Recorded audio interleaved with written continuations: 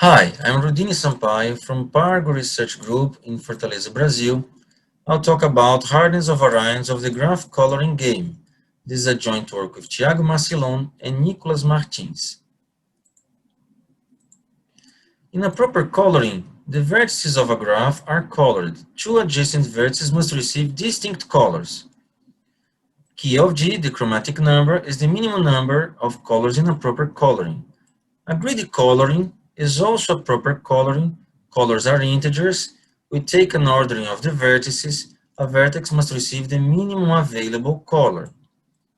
Gamma of G, the Grundy number, is the maximum number of colors in a greedy coloring.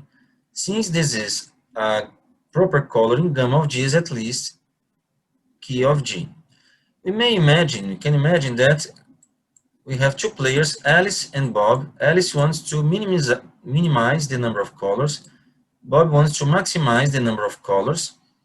If Alice plays alone, she gets key of G colors. If Bob plays alone and the coloring must be greedy, he gets gamma of G colors. In the graph coloring game, Alice and Bob alternate turns, given a graph G and a set C of integers representing the colors. Alice wins if all vertices are successfully colored. Otherwise, Bob wins the game. From Sermerlo von Neumann theorem, this is a finite perfect information game without draw, then Alice or Bob has a winning strategy. Then the game chromatic number is defined as the minimum number of colors such that Alice has a winning strategy in the graph coloring game. In the greedy coloring game, the coloring must be greedy. They must use the minimum possible integer of C. So the game Grundy number gamma G of G is the minimum number of colors such that Alice has a winning strategy in the greedy coloring game. Now the variants of these coloring games. The graph YZ coloring game where Y is A or B, A for Alice, B for Bob, and Z, A, B, or no one. Y starts the game and Z may pass turns. So Alice, Bob, or no one may pass turns. Then the YZ game chromatic number, key G YZ of G is the minimum number of colors such that Alice has a winning strategy in the YZ coloring game. We omit Z when it says no one, so this notation gamma G A of G, A means that Alice starts the game and no one may pass turns is the original game chromatic number. The greedy YZ coloring game is the same idea, but the coloring must be greedy. So the YZ game Grundy number gamma G YZ of G is the minimum number of colors such that Alice has a winning strategy in the greedy YZ coloring game. So gamma G A of G, Alice starts the game and no one may pass turns is the original game Grundy number. An example for both coloring games, we have here a complete bipartite graph without a matching. If Alice starts the game, is the first to play, Bob can force n colors. For example, if Alice plays 1 here, Bob plays 1 here, and then color 1 cannot be used anymore. If Alice plays 2 here, Bob can play 2 here, and then the color 2 cannot be used anymore, and so on. So Bob can force n colors, okay? So, but if Bob is the first to play, Alice wins with only 2 colors in the set C of possible colors. In the normal game, if Bob colors 1 here, Alice colors 2 here.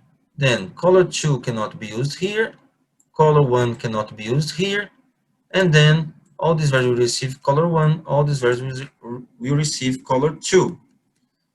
In the greedy game, if Bob colors 1 here, Alice cannot color 2 here since it's a greedy coloring, but Alice can color 1 here.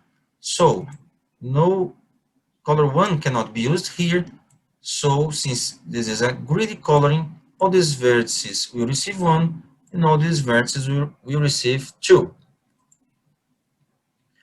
The graph coloring game was first mentioned by Brahms and described by Gardner in 81. It was reinvented by Bodlander in 91 as the color construction game.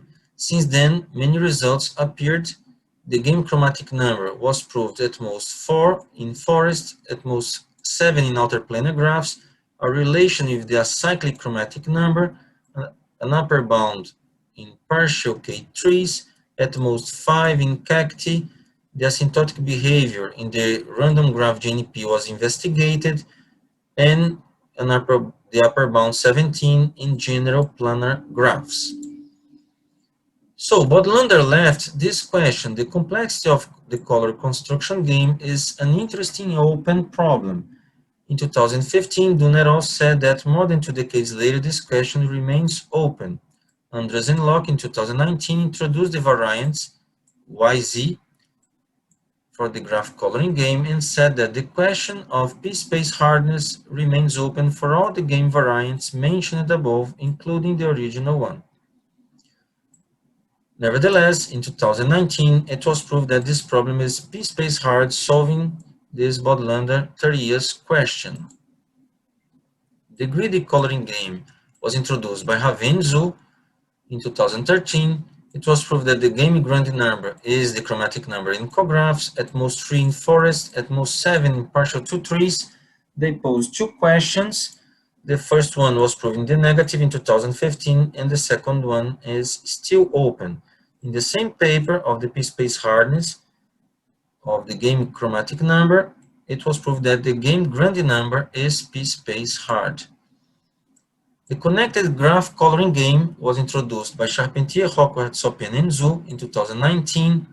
It is similar to the original graph coloring game. Alice starts, no one may pass turns, but colored vertices must induce a connected subgraph. So the connected game chromatic number, key CG of G, is the minimum number of colors such that Alice has a winning strategy in the connected graph coloring game. They proved that Alice wins with 2 colors in bipartite graphs, with 5 colors in outer planar graphs, and in this year it was proved that there are outer planar 2 trees with key CG of G equal to 5, answering a question of this paper, the first paper. So, our results. We proved that the game chromatic numbers are p-space hard for all variants YZ. The game grand numbers are p-space hard for all variants YZ. The connected game chromatic number, the original one, Alice starts and no one may pass turns, is p-space hard. Moreover, all the related decision problems are p-space complete even if the number of colors is the chromatic number. Okay, we first prove p-space hardness to the graph coloring game variant in which Bob starts and no one may pass turns. In 1999, Zhu said that the graph coloring game exhibits some strange properties, and the following apparently naive question is still open. Does Alice have a winning strategy with k plus 1 colors if she has one with k colors? This is valid when Alice starts and also when Bob starts. So we may define 3 decision problems for the graph coloring game when Bob starts. Problem 1, given G and K, the game chromatic number when Bob starts is at most K. Problem 2, given G and K, does Alice have a winning strategy with K colors when Bob starts? Problem 3, given G and the chromatic number, the game chromatic number when Bob starts is the chromatic number. Problems 1 and 2 are generalizations of problem 3 when we know the chromatic number. And if we prove that problem 3 is p-space hard, then problems 1 and 2 are also p-space hard. So we want to prove that problem 3 is p-space hard. We do this by reduction from POS-CNF B. Given a CNF formula, conjunctive normal form, with only positive literals, Bob and Alice starting with Bob, alternate turns, setting variables true or false. Alice wins if the formula is true, and Bob wins if he selects all variables of a clause. That is, Bob wins if the formula is false. Here we have an example of a CNF formula with 4 clauses, 1, 2, 3, 4. Bob has a winning strategy set in this formula, setting x5 false first. If Alice sets x1 true, she saves clauses 1 and 2. But then Bob plays false in x4, and then Alice cannot save these two clauses, just one of them. Okay? Good point of this problem, POS-CNF is P space complete. This can be proved from POS-DNF, which is P space complete.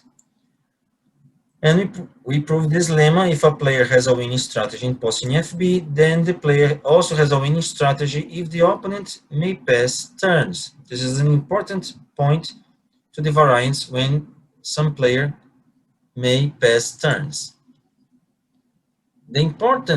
One important ingredient of the reduction when Bob starts and no one may pass turns is this graph F1 here. We have a clique with k vertices, an independent set with k plus 3 vertices. So this is a clique with k plus 2 vertices, and we have this lemma. Suppose that Bob colored vertex S in his first move with color 1, for example. Alice has a winning strategy in F1 with k plus 2 colors, which is the minimum possible, if and only if she colors vertex Y first with the same color of S, that is color 1. If Alice colors Y with 1, so we can use k plus 2 colors here and Alice wins. If Alice colors vertex Y with color 2, Bob colors W with color 3, and then we have to use k plus 3 colors. Now assume, for example, that Alice played 2 in Q. Then Bob plays 1 in Q. Then in the next move, if Bob played 2 in W, he wins the game. Since color 1 and 2 cannot be used in W in Y, so Alice must color a vertex of K with color 2. Then Bob colors a vertex of Q with 3. Alice then must color 3 here. Otherwise, Bob will color W with 3. Color 1 and 3 cannot be used here. And we are done. Since Alice cannot do this forever, Bob wins the game. So this is the main idea of the reduction. The entire reduction given a CNF formula here. This is the main idea. Suppose that Bob has a winning strategy in POS-CNF B. So Bob is the first to play. He plays 1 in S. Alice must play 1 in Y. From now on, Bob will follow his strategy in POS-CNF. He wants to play in X5, so he colors X5 with color 1, which will represent false. If Alice plays here in this vertex, Bob considers that she played X1 in POS-CNF, saving these two clauses. So Bob will play in X4 in POS-CNF B. This means that he will use color 1 in X4. If Alice colored this vertex, Bob considers that she played in X3, saving this clause, but now Bob wins in this clause. This means playing X2. This means that he colored X2 with color 1. Notice that this clique, which is related to this clause, cannot use color 1 inside. So we have to use one color more. And this is the main argument, one of the main arguments of the proof. Okay? So with this, we prove that the coloring game variant, when Bob starts the game and no one may pass turns, is P space hard. Regarding the variants, when some player may pass turns, we can prove from POS-CNF when Alice starts the game, or POS-CNF B when Bob starts the game. This comes from the fact that a winning strategy in both problems implies a winning strategy if the opponent passes turns. With this, we are almost done, okay? Regarding the connected version, okay, I don't have time to show the details, but the main fact is this. We obtain P-space hardness from the variance of the graph coloring game in which Bob starts the game. Okay? This is important. G is the graph in the graph coloring game in which Bob starts, and we do this graph G prime to the connected version. We have this universal vertex here. Okay. Regarding the greedy game, when Bob starts, we obtain a reduction from POS-CNF using similar arguments, but different but similar arguments, and we prove that this variant is p-space hard, and also the variance when some player may pass turns. Okay, finally, our results. Again, we prove that game chromatic numbers are p-space hard for all variants yz. Game grand numbers are p-space hard for all variants yz. Y starts the game, z may pass turns. The connected game chromatic number is p-space hard. Alice starts the game, no one may pass turns. Moreover, all the related decision problems are p-space complete, even if the number of colors is the chromatic number. That is, thank you very much.